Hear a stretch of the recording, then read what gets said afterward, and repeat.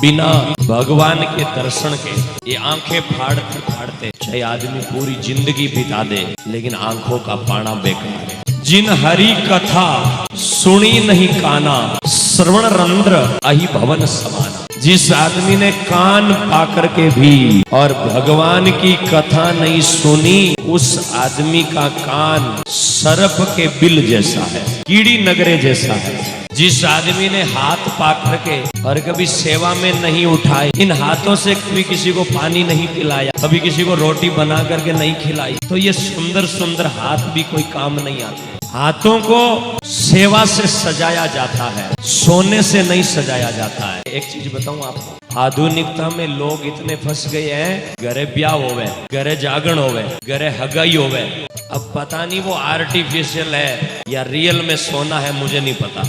पूरे हाथों में पहन लेते हैं और कई यहाँ से वो लंबे लंबे लगा करके वो भी पहन लेते हैं, लेकिन घर आया हुआ अतिथि को लोटा पिलाए वो नहीं, वो दौड़ दौड़ करके वो दिखा रहे हैं कि मेरे इतना सोना है। एक गांव रे में एक गरीब लुगाई, पहली रिटेमरी बात है, जिन हाथ के माई बाप पेरण वास्ते चूड़ ले रही और चूड़ ले रही ना ब्याह उखिया में गई और कई जगह पर गई, पर मैं चूड़ को देख ही नहीं। जिन्हें एक दिन बन के आपके झूंपड़े में आग लगा दी घर। गांव वाला हई मिनक दौड़ दौड़ बेड़ा होया कि आग कुंकर लागी, आग कुंकर लागी, बोले ठाव को नूनव लागी, ठाव को नूनव लागी, वो यूं करे।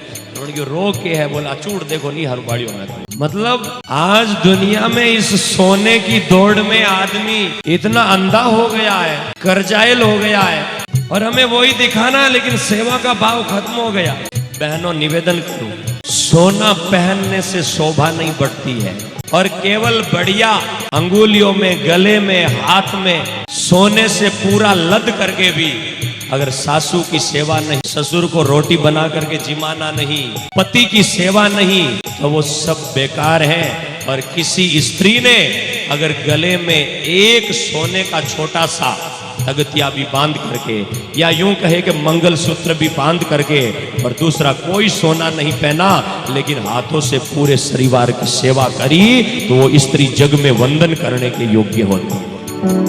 हाथों का श्रृंगार सोना नहीं होता है, हाथों का श्रृंगार तो सेवा होती है। ज्यादा सोना पहनने वाली स्त्री को कोई अच्छा कहेगा नहीं, लेकिन कोई सेवा करती है। आज भी मैं कानेर कोई जागरण में था, एक आदमी मिले मुझे, उन्होंने कहा महाराज जी, काफी उम्र हो गई थी उनकी। मैंने कहा कैसे, ठीक है घर? आंखों में आंसू आ गए, उम्र बढ़ रही है महाराज। मैंने सोचा कोई दुख होगा। मैंने कहा स्वास्थ्य तो ठीक रहता है, तो सेवा वेवा ठीक हो रही है। उन्होंने कहा महाराज, छोटे बेटे की बहू है ना, वो छोटे बेटे की बहू मेरी बेटी से भी बढ़ करके और कोई देवी बन करके आई है, जो मेरी खूब सेवा कर रही है। प्रेम तो वो होता है, आनंद तो वो होता है कि सेवा ऐसे करके देखो। और एक बात कहूं, ये सोना, जमीन, गाड़ियां सब जो नाटक दिखा रहे हैं ना, वो सब नाटक यहाँ रह जाएगा, लेकिन कभी किसी की सेवा करिए ना, वो मरने के बाद में भी वो सेवा तुम्हारे आड़े आएगी और बहुत सागर से पार कर देगी। और अगर सेवा नहीं की है, नहीं, सेवा का भाव कितना घटता जा रहा है आप देख रहे हैं। सेवा के लिए जब, हालांकि आज भी कई घर ऐसे हैं जिन घरों में खूब सेवा हो रही है, लेकिन बहुत सारे घर ऐसे हो गए हैं जो ऊंचे ऊंचे घर बना करके दिखा तो रहे हैं, लेकिन सेवा नहीं है। घर आए हुए अतिथि का सत्कार नहीं है, प्रेम खत्म हो रहा है। पहले जब गांव में भोजन होता था तो भाई लोग कुटुंब होते थे ना, जैसे दड़ा होता है, खेमाणीन, हेमाणीन, पेमाणीन, कई दड़ा हुआ नहीं, अलग अलग थारे भी कई नाम हो, हगड़ा मन ध्यान में नहीं। तो दड़ेरा लोग होवे, आपरे कुटुंबरा लोग होवे, बेहगड़ा लोग मिलन हलवो बनावे, एक दूजे ने जिमावता। अब वो भाव भाइयों भाइयों के बीच में था, वो खत्म हो रहा है।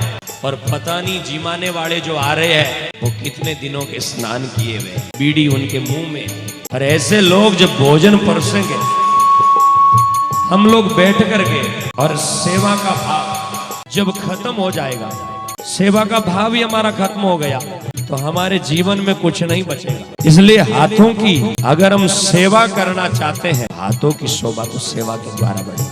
हम अगर जीवन में इस जीभ का रस पाना चाहते हैं, तो जीभ की शोभा तो विष्णु नाम के द्वारा बढ़ेगी। इसलिए हाथों से सेवा करो।